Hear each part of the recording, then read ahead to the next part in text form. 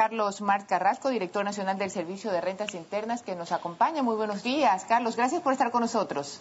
Buenos días, gracias por invitarme. A las órdenes. Gracias, Carlos. Y también saludamos a Walter Spurrier, analista económico. Y Walter, muchísimas gracias por estar aquí en Desayunos de 24 horas. Y bueno, yo creo que vale la pena empezar con Carlos esta entrevista para que un poco nos explique y pueda disipar las dudas que tenemos sobre los varios aspectos de esta reforma tributaria. En primer lugar, un impuesto, un gravamen a las tierras en el sector rural, y si no me equivoco, Carlos, comienzan a darse después de la hectárea número 25 y sobre la hectárea número 75, dependiendo de la ubicación geográfica, básicamente en la Amazonía. El tema de las botellas de plástico, el tema del 2 al 5% por sacar los capitales del país, y en fin, ¿cómo usted pudiera resumir los aspectos positivos para la economía sobre estos aspectos de la reforma tributaria? Bueno, en general la política es positiva. Ciertamente que algunos no están de acuerdo, de pronto se tocaría sus bolsillos, sus intereses, quizá una conducta inadecuada, al menos en términos macroeconómicos y sociales, y por supuesto que no les va a gustar al menos parte de esta, que ciertamente es la 9ª reforma tributaria, pero sí vale la pena aclarar que de las 9 reformas, solamente 3, y Walter, a quien lo saludo muy cordialmente, sabe que solamente 3 han creado, incluida esta, la 9ª, o aumentado algún impuesto. Otras 3 son, por decir de alguna manera, neutrales. Por ejemplo, la Constitución de la República del Ecuador, la Ley de Hidrocarburos y la Ley de Empresas Públicas. Yo digo, ¿qué tiene que ver con lo que algunos sectores claman de que ha habido inseguridad jurídica o algo por el estilo? Y las otras 3 han sido repletas de incentivos tributarios. Por ejemplo, el Código de la Producción, que está vigente desde diciembre del año pasado, yo ahí habría querido escuchar que se hable de seguridad jurídica, que basta de reformas y más. Me parece que es importante a fin de evitar confusiones entre la ciudadanía. Entonces hagamos la pregunta al revés. Sí, obviamente para usted debe ser positiva las reformas tributarias, porque si no, no las estuviera liderando. Entonces, ¿por qué razón o cómo le decimos a ese sector preocupado que califica de negativa esta reforma tributaria que no va a suceder nada malo?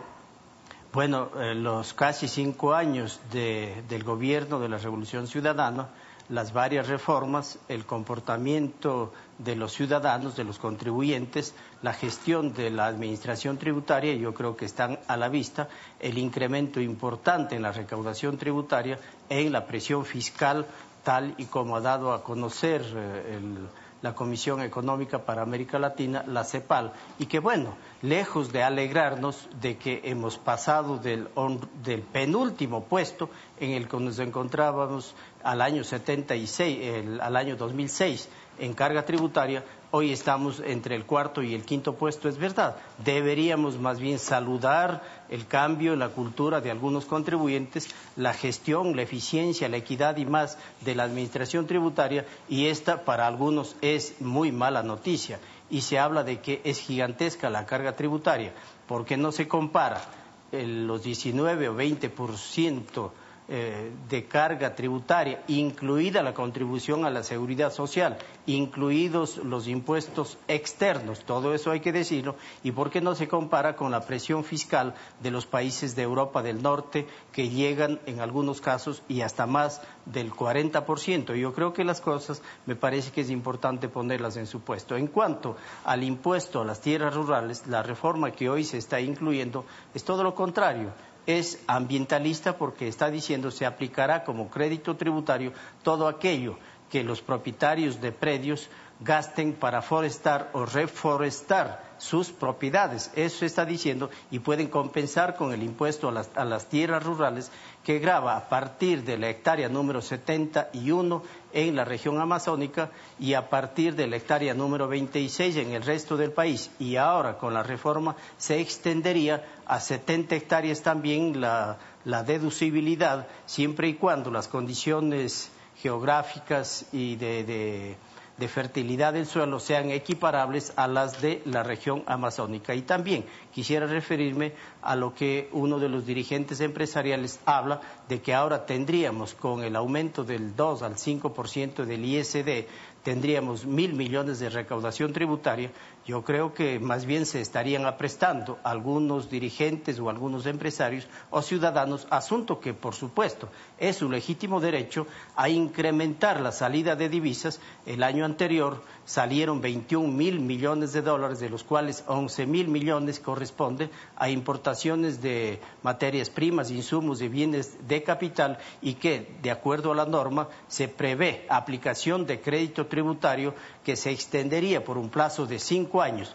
Yo quisiera hacer un cálculo rápido y estaría pensando que como 20.000 millones de dólares se estarían aprestando a sacar por otras razones, no importación de materias primas ni bienes de capital e insumos que sirven para la producción, se estarían aprestando a sacar 20.000 millones de dólares sin son ni ton. Repito, están en su legítimo derecho, pero al gobierno nacional le corresponde la responsabilidad económica, política y moral de precautelar la estabilidad macroeconómica, los intereses de los ecuatorianos, evitar que haya un incremento en los precios de los bienes de producción nacional y colocarlos en mejores situaciones de competitividad frente a los productos importados. Y repito, parar de alguna manera este desangre monetario que puede provocar en un momento dado una anemia monetaria de impredecibles consecuencias.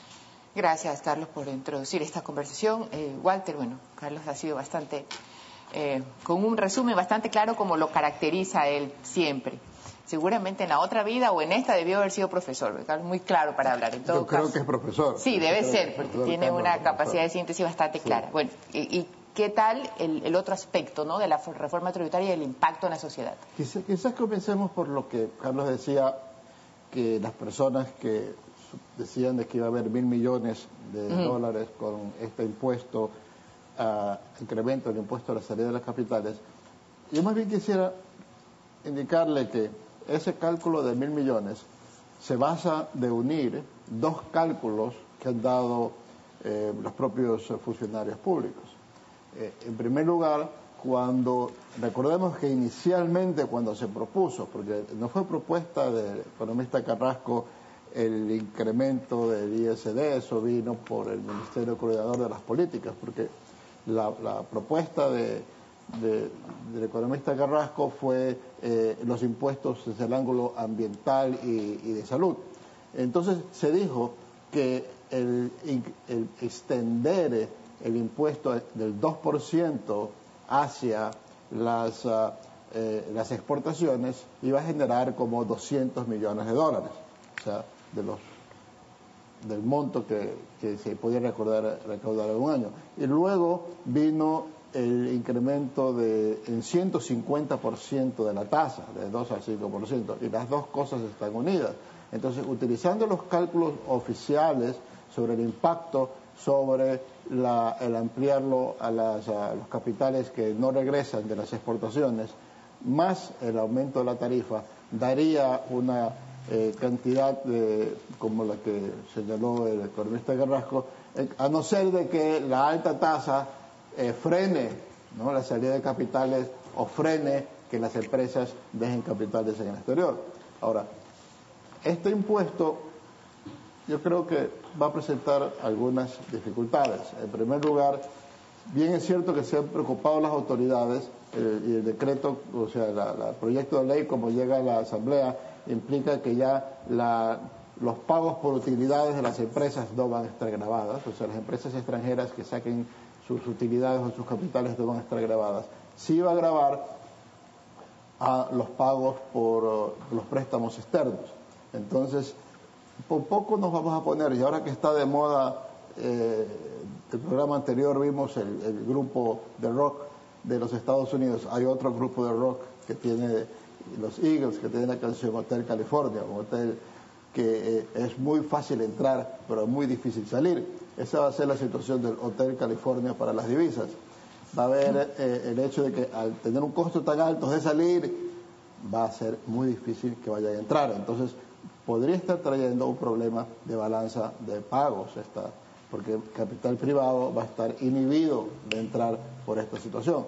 Y puede estar generando también problemas con socios comerciales, por considerar que es un gravamen al comercio exterior. Una medida que toma el gobierno por lo que no tiene política cambiaria, una política un tanto similar en sus consecuencias a la que ha tomado la presidenta Cristina Fernández al tratar de decir: quien compra divisas les mando al SRI argentino. Entonces va a ser más difícil que... Dice, tienen derecho a sacar las divisas, pero les mando el SRI para ver de dónde salió el dinero para sacar las divisas, la situación en Argentina. Entonces yo pienso que ese problema, sí, ese impuesto sí va a causar problemas, si bien por otra parte va a ser una importante fuente de ingresos fiscales. Y sobre el tema de los vehículos y del tema de las botellas de plástico, un poco para completar la reflexión que inicialmente también hizo Carlos. Sí, en términos de los vehículos, sí tiene el aspecto de afectar, de tratar de reducir la contaminación, pero para las personas que han adquirido vehículos y que han hecho un esfuerzo para adquirir vehículos, han hecho una programación, un presupuesto para adquirir vehículos, ahora viene un nuevo gravamen anual, un segundo gravamen anual, porque hay otro para la matriculación de todos los años, y a las personas incluso que han comprado carros a plazos, esto les va a significar un aumento considerable en los pagos que tienen que hacer en los años para la adquisición de vehículos. Eso va a traer sus dificultades para los propietarios de vehículos, no tanto para las personas de más altos ingresos que tendrán cómo solventar esa situación, pero para una gran cantidad de personas que han comprado vehículos más allá de únicamente de los vehículos más básicos. Entonces, vamos a ver cuando las personas tengan que pagar los impuestos, qué reacción va a haber al respecto. En el caso de los impuestos a cigarrillos, impuestos a licores, cierto es la propuesta, al menos en el caso de los licores, la propuesta del SRI que cogió el presidente no es fiscalista, pues más bien distribuye el impuesto para afectar más a los productos que tienen mayor contenido alcohólico y menos a los que tienen menor contenido alcohólico.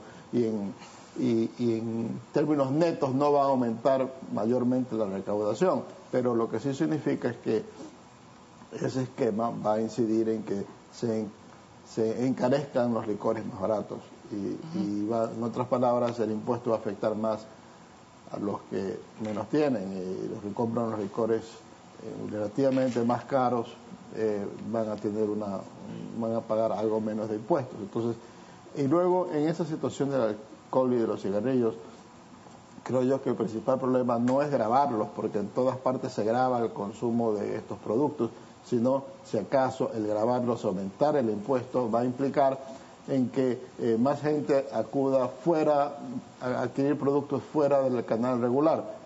Eso sin duda, normalmente eso trae. Haya más contrabando de cigarrillos, haya más consumo de alcohol, de alcohol no sometido a controles, y por lo tanto haya problemas para un poco la producción nacional de cigarrillos y eso sí, y eso sí es un problema serio, porque ya estamos hablando de una producción nacional, de todo un esquema de empresas, con todo un esquema laboral incluido. Carlos, yo creo que ya Walter también con una capacidad excelente de resumen también ha manifestado los aspectos negativos. El tiempo se nos está cortando, entonces no sé si su réplica pudiera ser aún más corta que la inicial para poder terminar el análisis de esta reforma tributaria. ¿Cómo no? Sobre el impuesto ambiental vehicular, impuesto para evitar o disminuir la contaminación ambiental, solamente permítame que ponga unos cuantos ejemplos. Un carro Chevrolet Aveo, 1.600 centímetros, año 2007, pagaría $8.40. Un Chevrolet Gran Vitara, 1.600, año 2010, pagaría $8. Un Hyundai Tucson, 2.000 centímetros, año 2008, $40. Solamente a guisa de ejemplo. Hay que tomar en cuenta que esos carros que son ya de alguna antigüedad, con lo que señala Walter, tienen... ¿Del 2010 le parece antiguo, Carlos? ¿Y un Toyota Land Cruiser del año 92? No, yo no, me voy a referir a los que decía. Aquellos carros que superen los 2.500 centímetros y más de 5 años de antigüedad aquellos carros van a merecer un tratamiento preferencial, pues durante los 5 primeros años habrá una gradualidad. Se reduce el 80% del valor del impuesto durante los 3 primeros años y el 50% durante los años 4 y 5. Pero hay que tomar en cuenta también el destino, para entender el color de la reforma, el destino. El destino, pues claramente está previsto, primero, para atender las necesidades ingentes que demanda la salud pública. Segundo, para mejorar el ambiente en general para los ecuatorianos a través, por ejemplo, de considerar al impuesto a las botellas plásticas como un depósito redimible. Luego, buena parte de estos recursos se estarían destinando a mejorar la calidad de los combustibles, así como a ejecutar un plan de chatarrización de los carros más viejitos, tanto de transporte privado cuanto de transporte público. Pero hay carros, disculpe que le interrumpa, Carlos, hay carros del año 90, 95, 98, que significan no solamente el vehículo de la familia, sino también a veces una herramienta de trabajo, y esos carros van a estar afectados. No son carros de 1.000, 1.200, son carros inclusive de 2.000 y hasta 3.000, pero significan un transporte para la familia, y también en algunos días a la semana también están destinados como una fuente de ingreso, y esos carros son los que la prensa escrita recoge como los que tiene una clase media que sí eventualmente puede estar afectada. Los carros que sirvan para desempeñar alguna actividad económica. Informal, claro, Carlos, estamos hablando de un sector informal. Pero están exentos de impuesto. El único requisito es que tienen que formalizarse, obtener un RUC y simplemente estar calificados previamente en el Servicio de Rentas Internas, asunto que en cuestión de 5 minutos queda resuelto. Pero de manera que no confundamos a la población. No, yo no la quiero confundir, al contrario. Yo no digo a usted, la prensa está señalando que esos carros que son herramienta de trabajo de los pobres van a pagar. No, así no dice la prensa, le repito, tal vez resumí mal. Lo que dice la prensa es que los carros de los años entre 90 y 95, que representan parte de los bienes de la clase media, van a estar afectados. Mi aporte, conozco que de esos carros, camionetas, no de 1.000 ni de 1.500, sino hasta de 2.000 hasta 3.000, son utilizados como forma de transporte de su trabajo. Hay gente que sale de la ciudad a trabajar, lleva a gente, de repente pues ahí tiene una manera informal de generar ingresos. Esos carros van a estar más gravados que un carro del 2010, más pequeño. Bueno, naturalmente es que para que sea ambiental hay que tomar en cuenta el cilindraje del vehículo y la antigüedad. Nadie puede discutir que son los dos factores que más gravitan sobre el volumen de emanación de CO2, es decir, de contaminación. Y disculpe, y Walter, o sea, significa que, por ejemplo, la gente que tiene esos carros, es decir, entre los 90 y 95, los va a tener que vender, porque no los va a poder, pero ¿en cuánto los va a vender? Si nadie los va a querer comprar tampoco, porque al tenerlos, tiene que pagar el gravamen. O sea, ahí va a haber un choque. ¿Qué va a suceder ahí en ese rato? Bueno, naturalmente, pero mire, abogada, yo creo que también hay que tomar en cuenta un carro que llena su tanque semanalmente con 50, 80 dólares de combustible, hay que tomar en cuenta que el subsidio que reciben es cuando menos en otro equivalente, si no más.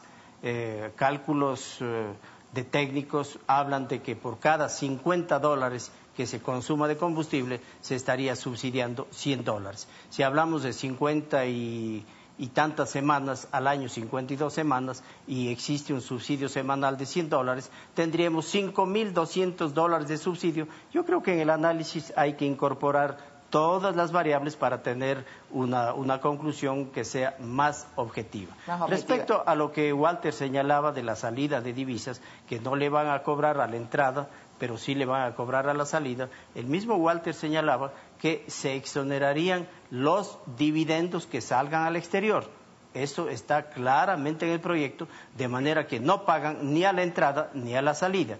Y tener una inversión extranjera importante a niveles de otros países, yo creo que sería relativamente fácil.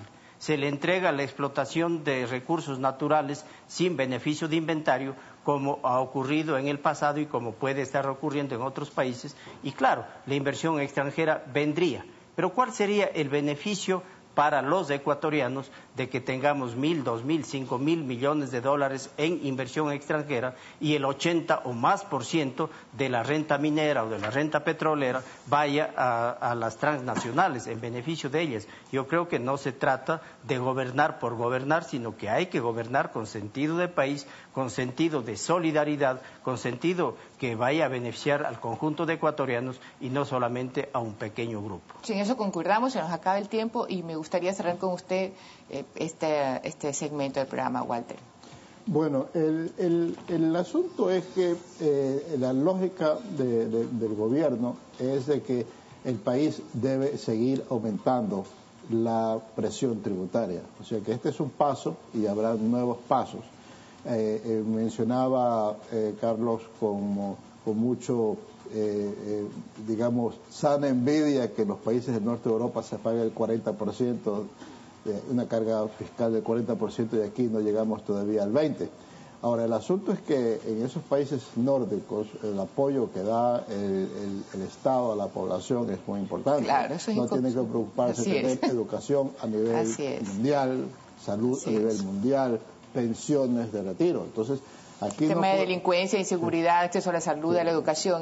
No podemos hablar de impuestos escandinavos si tenemos servicios africanos. Así es. Entonces, las dos cosas tendrían que ir de la mano. Bueno, se nos acabó el tiempo. Yo le agradezco muchísimo a Walter Spurrier y a Carlos Martí Carrasco. Gracias por estar con nosotros. Es un gusto tener a dos caballeros con los que en realidad nos encanta debatir, pues siempre es un aspecto técnico y realmente le agradezco haber empezado esta semana con ustedes dos. Gracias, Walter, y gracias, Carlos. Gracias. Que tengan un muy buen día, ambos.